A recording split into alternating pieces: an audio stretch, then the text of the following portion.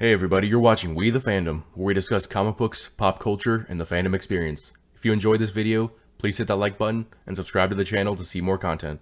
How's it going everybody? Jacob here at We the Fandom, and in today's video I am reviewing the finale of Loki. But real quick, I'm going to do a really short recap about where things left off in the last episode. So in the last episode, Loki and Sylvie were able to enchant Alioth, the giant smoke monster that consumes matter and time in the void. Mobius had returned to the TVA from the void. Hunter B-15 is on the side of Mobius, having had her past revealed to her through an enchantment by Sylvie, and Ravonna is looking for a way to find whoever it is that is at the end of time. The final episode starts off with a sound reel of different moments throughout the MCU with different iconic lines from the main characters such as Captain America, Thor, Black Panther, and so on and so on. We also get lines from some of history's famous speakers such as Neil Armstrong and Nelson Mandela. For some reason, Greta Thunberg is in there saying, "How dare you?" Or rather, how dare they? I don't know if that was meant to be a joke, or if the writers at Marvel actually take that kid seriously. But anyways, Loki and Sylvie are at the door of the castle that the portal opened to in the last episode. Sylvie being very hesitant to enter, given that she has literally waited her entire life for this. All those years on the run and her fight against the TVA has led to this moment. But before she can actually decide to open the door, it opens itself. Swords drawn, the two start walking through the halls of the castle when all of a sudden Miss Minutes appears out of nowhere, and she tries to persuade the Lokis by promising them their greatest dreams. For Sylvie, that's basically just a life full of happy memories. And for Loki, that's a throne, as well as the opportunity to kill Thanos. This, she promises, can be accomplished by He Who Remains, a character who in the comics first appeared in Thor issue 245 in March of 1976. He Who Remains was the final director of the TVA who lived at the Citadel at the end of time, which is what's depicted in the show. He also created the Time Twisters and the Time Keepers, but we'll get back to that in a minute. Miss Minutes is trying to persuade the Lokis to take the things that they've always wanted. Not only that, but they live together in the same timeline as long as they agree to let the TVA continue to do its work. But the Lokis basically call out her BS, and Miss Minutes reveals, or at least makes it seem like, she was just stalling for time. As Loki and Sylvie are walking through the Citadel to look for He Who Remains, they walk by 4 statues, one of which is broken. 3 of those statues look like the Timekeepers, and what's interesting is that in 2005, there was a Fantastic Four story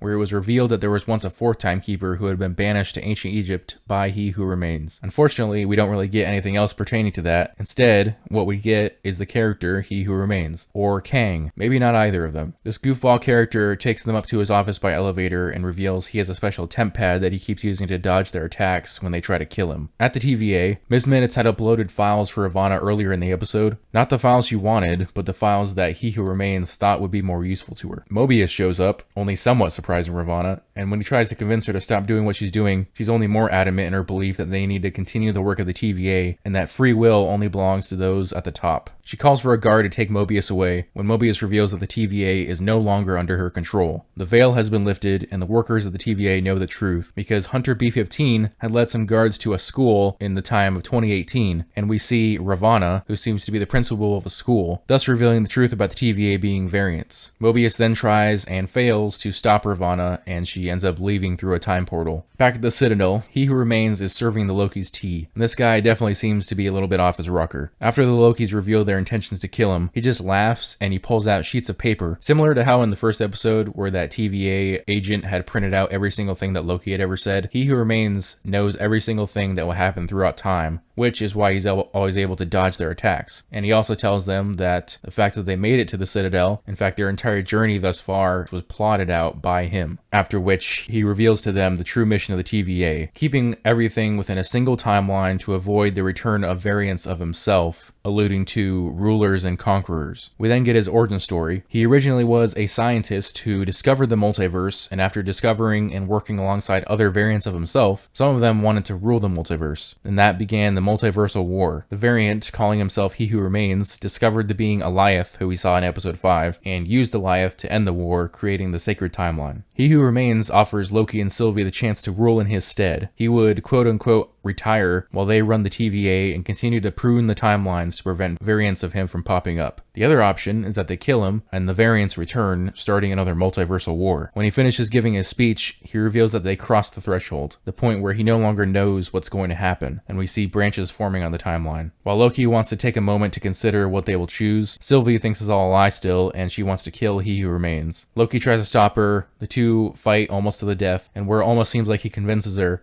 Sylvie kisses Loki Loki and then uses the temp pad to send him back to the TVA. And then she kills He Who Remains. So there you go. Those of you who wanted the Loki romance, they kissed. Congratulations. But when Loki gets back to TVA, he tries to reveal everything to Mobius. But Mobius just asks him what division he's in, talking to him like he's an analyst, and I'm guessing he assumes that given the uniform he's wearing, revealing to us that Mobius doesn't recognize Loki. And when Loki looks around in the archives, we see a statue of He Who Remains revealing to us that it went the way that he said it would. So basically everything at the TVA was set back to the beginning, but now with a version of He Who Remains at the top, I'm guessing. By the way, the post-credit scene is just revealing that there will be a season 2 of the show. So my thoughts on this episode. First off, let's talk about Kang, or He Who Remains, or whoever Marvel was trying to convince us this character is. Like I mentioned toward the beginning, this character seemed really goofy. He does dress sort of like Kang, though he doesn't look like Kang. He's another race-swapped character. He also doesn't look like He Who Remains at the end of time. We know that Marvel likes to mix characters together usually, so I guess 2 race-swapped characters in one. He did explain that there are variants of himself who were quote-unquote conquerors, but despite that possibility of different versions of the character, I'm still not convinced that he will be a very good Kang. When I first learned that Kang the Conqueror would be played by Jonathan Majors, I went and watched Lovecraft Country on HBO Max. Couldn't make it through the first season, the show sucked,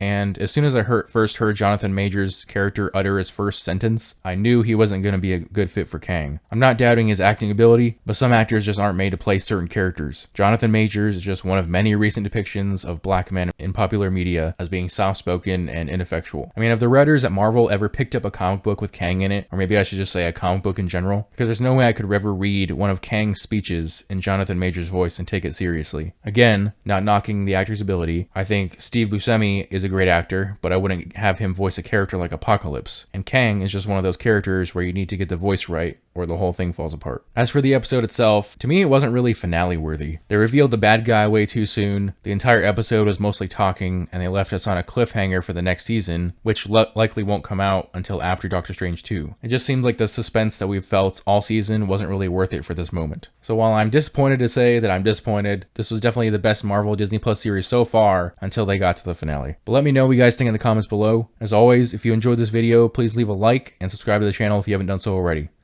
I'll see you all in the next video. Bye.